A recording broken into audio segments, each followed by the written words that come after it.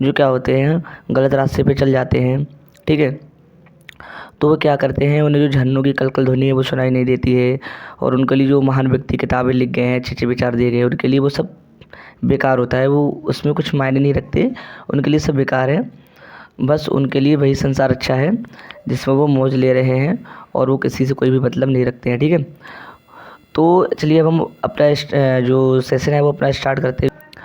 तो यहाँ पर क्या कह रहे हैं, यहाँ पर कह रहे हैं मकदूनिया का बादशाह।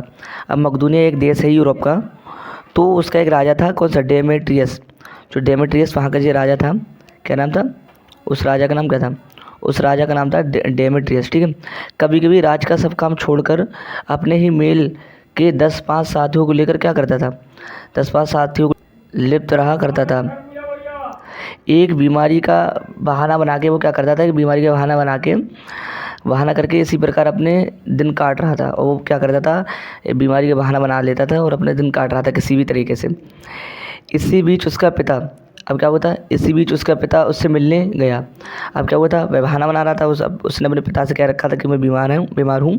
वो बीमार एक्चुअली बीमार नहीं था, वो केवल ढोंग कर रहा था। क्या कर रहा था वो, जो है विलासी जीवन जी रहा था। ठीक है, और उसी में वो लगा हुआ था। फिर क्या हुआ था, उसके पिता ने सोचा चलो मिलने चलते हैं, एक दिन उसके पिता ने सोचा कि अपने बच्चे से मिलने चलते हैं। ठीक है, और उसने, और जब वह क्या हुआ, गया था। ठीक है, जब वह अपने बेटे से मिलने गया तो उसने हंसमुख जवान कोठरी से बाहर निकलते हुए देखा। जब पिता कोठरी के भीतर पहुंचा तब डेमेट्रियस ने कहा, जोर ने मुझे अभी छोड़ा है। पिता ने कहा, हाँ ठीक है, वह दरवाजे पर मुझे मिला था। अब यहाँ पर क्या कह रहे थे, यहाँ पर पिताजी ने क्या कहा, जैसे ही पिताजी उसके अंदर कोठरी में प्रवेश किया तो उन्होंने देखा कि जो कुछ हंसमुख जवान है वो कोठरी से बाहर निकल रहा था। तो अब राजा घबरा गया। तो राजा ने क्या कहा कि पिताजी, मुझे क्या है, जोर ने अभी छोड़ा है। अब यहाँ जोर का आशय क्या है, यहाँ जोर का आशय या जोर की संज्ञा किसे दी गई है, यहाँ जोर की संज्ञा दी गई है जो गलत संगति का जो व्यक्ति था, जो युवा निकला था, उसे जोर कहा गया। तो पिताजी ने उसके उत्तर दिया, पिताजी ने कहा हाँ, वह दरवाजे पर मुझे मिला था। कि उन्होंने भी कहा हाँ, वह जोर जो है वो मुझे कहाँ मिला था, दरवाजे पे मिला था। यानी यहाँ से यही है कि उसने क्या कहा था, वो उसने अपने मित्र को जोर कहा था, यानी वो कुसंग का जोर भयानक होता है। यह केवल नीति और सद्बुद्धि का ही नाश नहीं करता बल्कि वृद्धि का भी क्षय करता है। इसमें कुसंग का जोर बोलते हैं कि जो गलत संगति होती है, जो हमारी गलत संगति होती है वो क्या होती है, वो बहुत भयानक होती है। वो केवल नीति और सद्बुद्धि का ही नाश नहीं करती है, क्या करती है, नीति जो हम प्लानिंग कर रहे हैं उसका विनाश नहीं करती, अब तो ये बुद्धि को भी क्षय करती है। बुद्धि क्षय करने का मतलब दिमाग भी हमारा जो हल्के हल्के खोला करती जाती है। किसी युवा पुरुष की संगति यदि बुरी होगी, अब कोई युवा पुरुष है, अगर उसकी संगति बुरी है तो वह उसके पैरों में बंधी चक्की के समान होगी, जो उसे दिन दिन अवनति के गड्ढे में क्या करेगी, गिराती जाएगी। और यदि अच्छी होगी तो सहारा देने वाले बाहू के समान होगी, जो उसे निरंतर उन्नति की ओर उठाएगी। अब इसमें क्या कह रहे हैं, इसमें कह रहे हैं जो कुसंगति है ना, अगर हम किसी कुसंगति में पड़े हुए हैं, गलत संगति में पड़े हुए हैं, या हम गलत युवा के संग में रह रहे हैं, तो समझ लो हम क्या है, एक ऐसी चक्की हमारे पैरों में बंधी है जो दिन प्रतिदिन हमें क्या कर रही है, अवनति बोले तो हमें गड्ढे की ओर ले जा रही है, यानी हमें सफलता से दूर खींच रही है। अब यदि इसी के विपरीत अगर हम किसी अच्छे मित्र से मित्रता कर लें, ठीक है, तो क्या होगा, वो मित्र हमें बहुत ज़्यादा ऊंचाई पर पहुंचा सकता है। तो हम कह सकते हैं हम उन्नति की ओर जा रहे हैं। इंग्लैंड के विद्वान थे, विद्वान को युवावस्था में राज दरबार में जगह नहीं मिली। इंग्लैंड के एक विद्वान को क्या हुआ, युवावस्था में क्या हुआ, राज दरबार में जगह नहीं मिली। इस पर ज़िंदगी भर वह अपने भाग्य को सहारता रहा। तो वो क्या करता रहा, अपने भाग्य को सहारता रहा कि खास मुझे जो है वहाँ पर जगह मिल जाती, राज दरबार में सहारता रहा, यानी कोसता रहा। बहुत से लोग इसे अपना बड़ा दुर्भाग्य समझते हैं।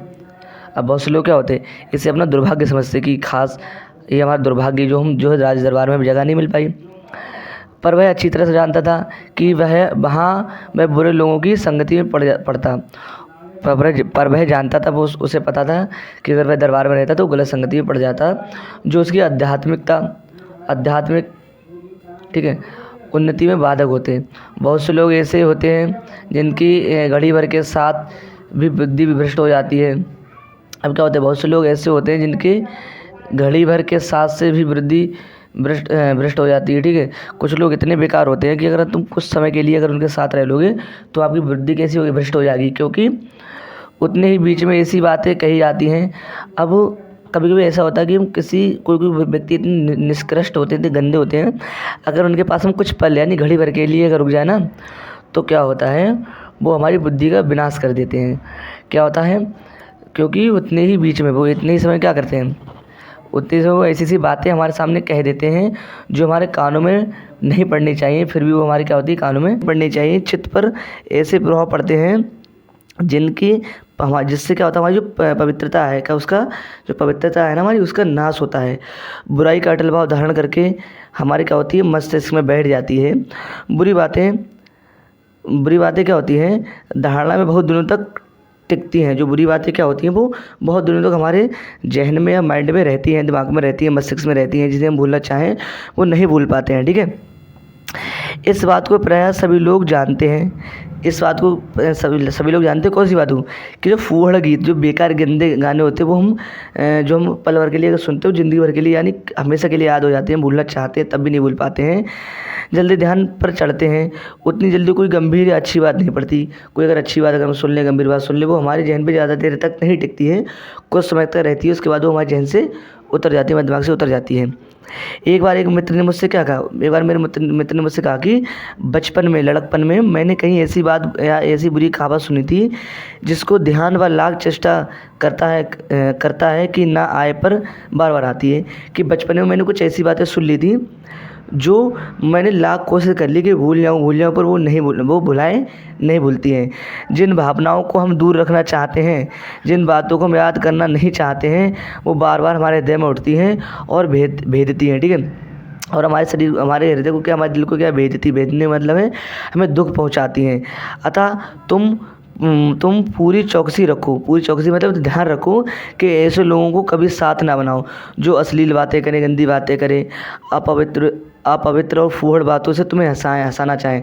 कि ऐसे मित्र जो गंदी गंदी बातें या गलत बातें कर करके तुम्हें हंसाना चाहें। ठीक है, और तुम ऐसे मित्र से कदापि जो है मित्रता ना करना, सावधान रहो। ऐसा ना हो कि पहले तुम इसे एक बहुत सामान्य बात समझो और सोचो कि एक बार ऐसा हुआ फिर ऐसा ना होगा, पर ऐसी बातें क्या होती हैं, आप बहुत सामान्य समझेंगे और एक बार सुनने पर भी जो है नहीं भूली जाती। ठीक है, अथवा तुम्हारे चित्र बल और ऐसा प्रभाव पड़ेगा कि तुम ऐसी बातें बकने वाले के चक्कर में आप सुधर जाएं। आप सोचोगे कि नहीं कि ऐसे व्यक्ति बक रहे हैं तो बकने दो, मैं सुधर जाऊंगा।